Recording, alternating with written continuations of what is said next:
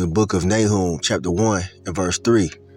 The Lord Yahweh, Bahashem, Yahweh Shai, is slow to anger and great in power, and will not at all acquit the wicked.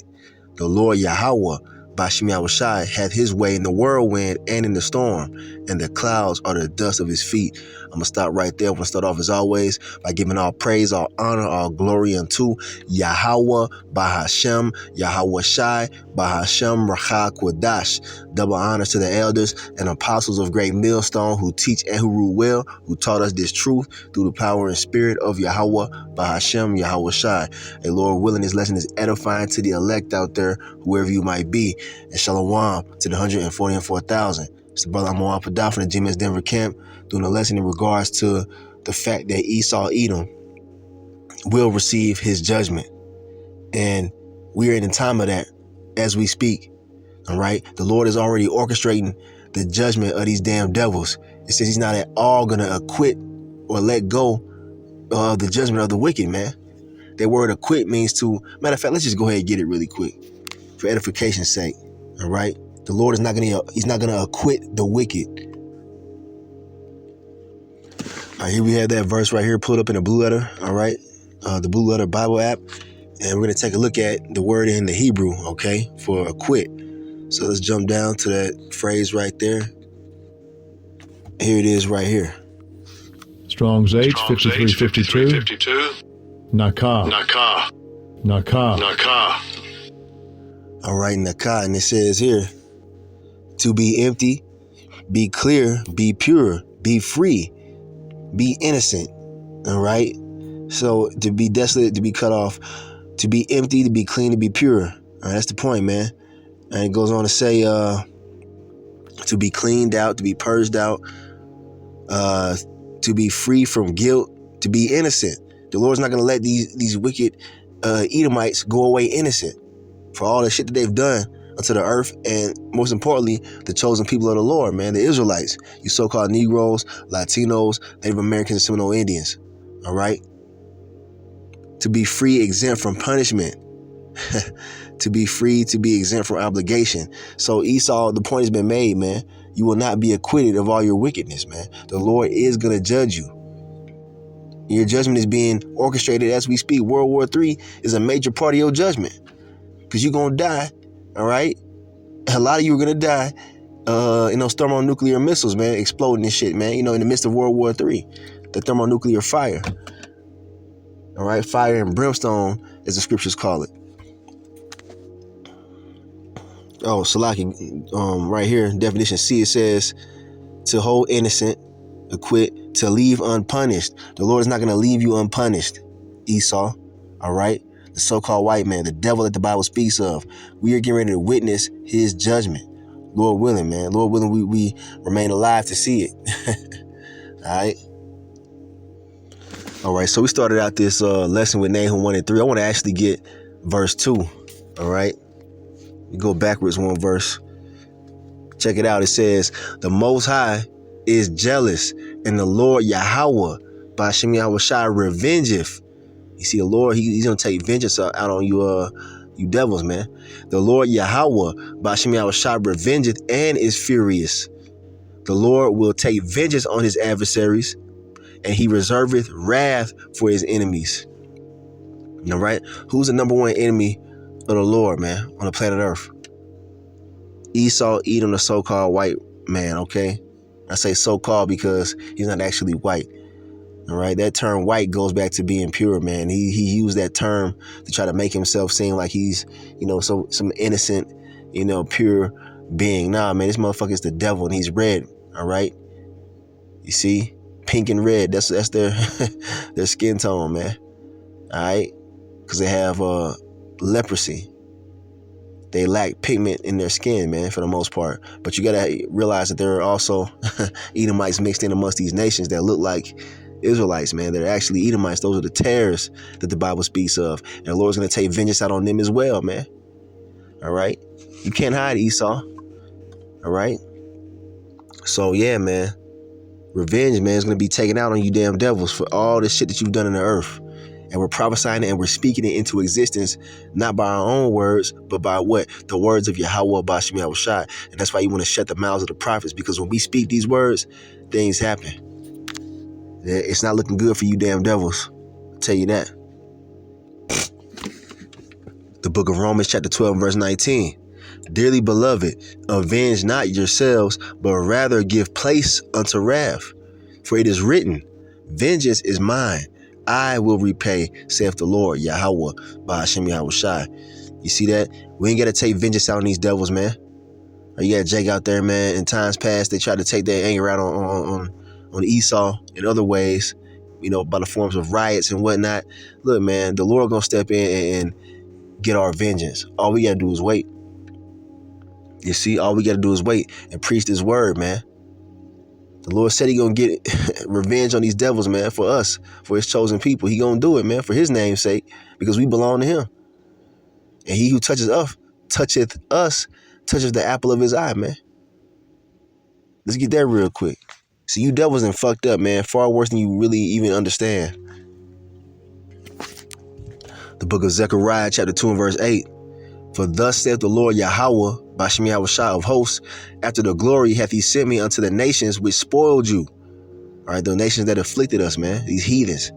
For he that toucheth you, toucheth the apple of his eye. Now that phrase, apple of his eye, that means, you know, that goes into the pupil of the Lord's eye. So these nations afflicting us and oppressing us is like you putting your finger in the Lord's eye, man. What the hell you think gonna happen if you do that? You gonna get your ass beat the fuck down to death. And that's exactly what's gonna happen to you damn devils. And you nations are gonna get beat down too. But Esau's gonna get the worst of the punishment, man. All right? And he ain't gonna be able to bounce back. He gonna get completely exterminated, according to Obadiah 1 and verse 18. You see, these are the things that we're speaking because they're gonna happen. This is part of the good news, man, for you Israelites. The Lord's gonna step in and take vengeance on our enemies, man. We are his chosen people. And nobody gets away with touching the Israelites, man. You devils got hell to pay. All right, here I had the book of Zephaniah, chapter 3 and verse 8. And it reads, therefore, wait ye upon me, saith the Lord Yahweh, Bashim Yahushai, until the day that I rise up to the prey.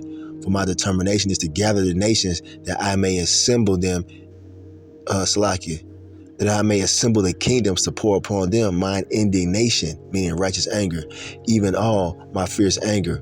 For all the earth shall be devoured with the fire of my jealousy. You see that right there? All we got to do is wait for the Lord. You see? He gonna step in and destroy these goddamn devils. All right? So call Allah Yahweh Bashim Yahushai. You see? All we got to do is wait, man, and have faith. He will destroy our enemies, including the 2/3 of our own people right now. You know what I'm saying? Because they need to go. We got to bring that out. All right?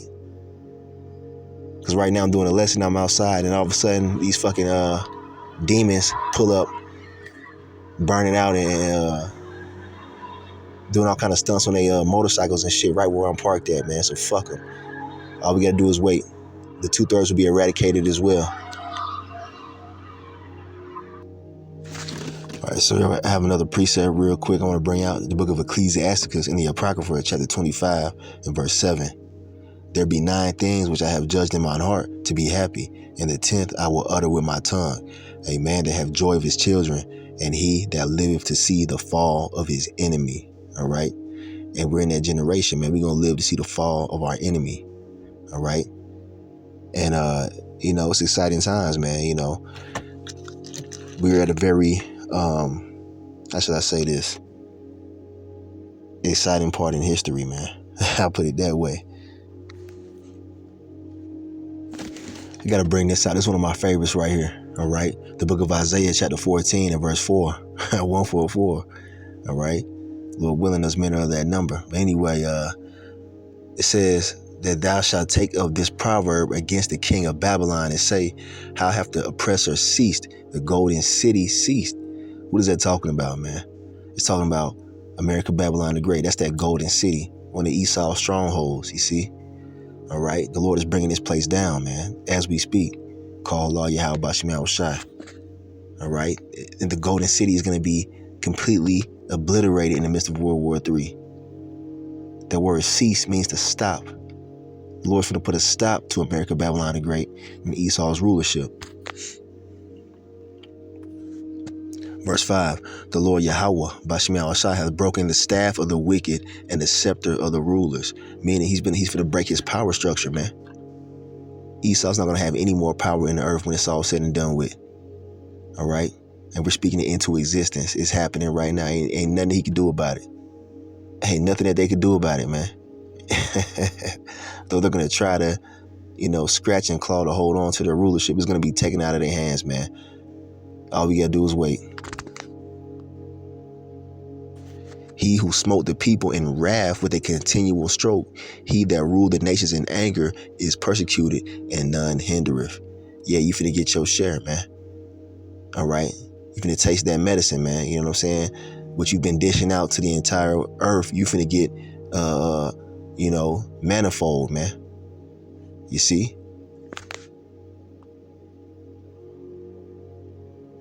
What does it say here in verse 7? The whole earth is at rest and it's quiet. They break forth in the singing. Everybody gonna rejoice when you motherfuckers get taken down. Point blank, period. All the nations gonna rejoice when this damn devil gets taken down. All right? It says, verse 8, yeah, the fir trees rejoice at thee, and the cedars of Lebanon, saying, since thou art laid down, no feller is come up against us. Now, it's not talking about actual trees, though you can apply that as well, because Esau goes around the earth chopping down trees. They call it deforestation, but this is really talking about the nations, man, because if you go into prophecy, the nations are referred to as trees, man, the different peoples of the earth. All right? You see what I'm saying? And he's been doing nothing but cut them down by way of his oppressions that he's been spreading throughout the, four corners of the earth. Right now, he's chopping the trees down over there in Palestine. Those people, man, they're genocide, man. That's him chopping the trees of the earth down, man. All right, then you have us. You see, he's been trying to eradicate us off the face of the earth for many years, man. He's not able to do it. You see, because his ass he's finna get cut down, man. And we gonna rejoice. The whole earth gonna rejoice, man. All right. So ain't gonna be no more crazy genocides going on by this goddamn devil, man. Point blank, period. It says, hell from beneath is moved for thee, to meet thee at thy coming. It stirreth up the dead for thee, even all the chief ones of the earth. It have raised up from their thrones all the kings of the nations. Okay. All they shall speak and say unto thee, art thou also become weak as we? Art thou become like unto us? And that's what's going on now, man. He's been the bully of the earth for so long, man. But guess what? The Lord is taking his power from him, man. And you see these nations bucking up against his ass as we speak, man. Hence World War III. All right, you got nuclear armed nations that didn't have that capability at one time. Now, bucking up at this goddamn devil, man. And it's going to be his ultimate destruction. All right. His economy is becoming weak, you know what I'm saying? Because the dollar's finna crash, man. They got the BRICS nations already, orchestrated their whole BRICS dollar and whatever they trying to do to pretty much get away from the US dollar, man, to cripple their economy. It's over, man. It's over. All right. All these nations are banding together to come up against this beast system, man. Because it's a wrap. It's a wrap for this goddamn devil and all those that are joined unto him.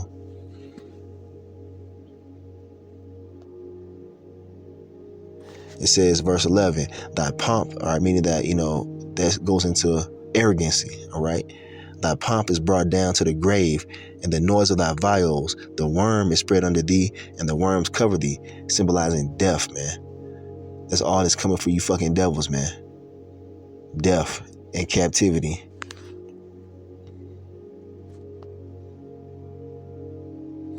Verse 12, how art thou fallen from heaven, O Lucifer, son of the morning? How art thou cut down to the ground, which didst weaken the nations? You see?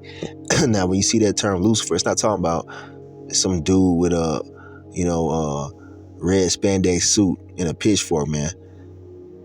All right? It's talking about this goddamn devil, Esau, Edom. That word Lucifer means light bearer. right? And they are, the bearers of the light in a sense on the left hand side, meaning they have understanding of different things that they've been withholding from us. All right. The Lord has given them certain knowledge on the left hand side, but it's going to fail them at the end of the day, because the knowledge that we have outshines their wickedness, man. You see what I'm saying? The true light is Yahweh Shai, and he's dwelling with Israel. We are the true Lucifer, man, the true light bearers in righteousness. But this damn devil, hey, he's falling, man. He's falling as we speak. Everybody's onto him. They know that he's the devil. All right. People are waking up to everything that he's doing. He's falling from heaven, meaning his rulership. All right. It's being diminished, man. Okay. He's losing power.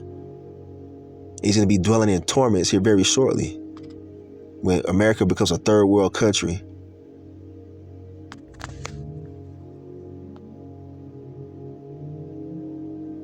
All right, I'm gonna jump around a little bit for time's sake. You should read this whole chapter, Isaiah 14. Very heavy. I want to jump around real quick. All right, here we have the book of Isaiah, chapter 14 and verse 21. All right, jumping down, it says, "Prepare slaughter for his children, for the iniquity of their fathers, that they do not rise, nor possess the land, nor fill the face of the earth with cities." You see? The Lord is commanding for this devil to be slaughtered, man, so that they don't rise and fill the earth with they detestable cities anymore, man. No more slums, no more, high-rise skyscrapers, covering the landscape. No more of that shit, man. No more nuclear power plants dumping sludge into our waters, man. None of that, man. It's gonna be done away with. This devil has caused all this shit, man. You see, and that's why the earth is in the condition that it's in. The Lord said he's going to destroy those who destroy the earth. Who's the main one destroying the earth right now? Esau, Edom, the so-called white man. He's a cancer and a plague. All right? And he's going to be eradicated in the midst of World War III and ultimately upon the return of our Lord, Yahweh Shai, who the word ignorantly calls Jesus. All right? His true name in the Hebrew is Yahweh Shai. And he's against you goddamn devils, man. All right? So this is what the Lord thinks about you. Salakia. Next verse, it says this. "For I will rise up against them, saith the Lord Yahweh, by Hashem Yahweh Shai of hosts, and cut off from Babylon the name and remnant and son and nephew, saith the Lord Yahweh, by Hashem Yahweh Shai." All right.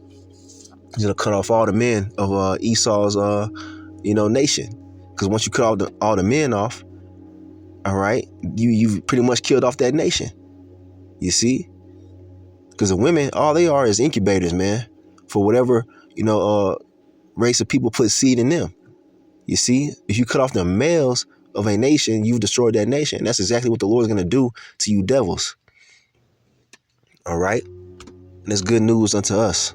Because we're tired of you devils. Everybody's tired of you fucking Edomites, man. You ruin everything, man. You're a cancer to the earth. So, I got one more, and I'm gonna go ahead and close it out. I don't want to make this too long, but I want to keep it in the minds of the elect that the Lord is gonna do this. He's gonna perform this, man. This is in His thoughts and intents of His heart, man. It's biblical prophecy. All we gotta do is wait, man, and keep the faith. All right, so I got to bring this out. This is Psalms 137. It's fairly short. All right, so I'm going to read through this and get to the point now. All right, verse 1, it says, "By the rivers of Babylon, there we sat down. Yeah, we wept when we remembered Zion." All right, we went into captivity, man. We looked back and we remembered, how we were living, man, in the Holy Land. Now we're doing the same thing in these last days. We're remembering ourselves in the land of our captivity, right? Remembering how we used to be as a people, as a nation, man. All right. We were on top. And now look where we at, man, in captivity, right? Verse 2, "We hanged our harps upon the willows in the midst thereof. For there they that carried us away captive required of us a song. And they that wasted us required of us mirth, saying, Sing us one of those songs of Zion." That's what these devils do. Look at the entertainment industry. They want Jake to entertain them. All right, comedians, athletes, singers, rappers. To them, we're just entertainment. All right, they required us to entertain them. They did that on the slave ships as well, man.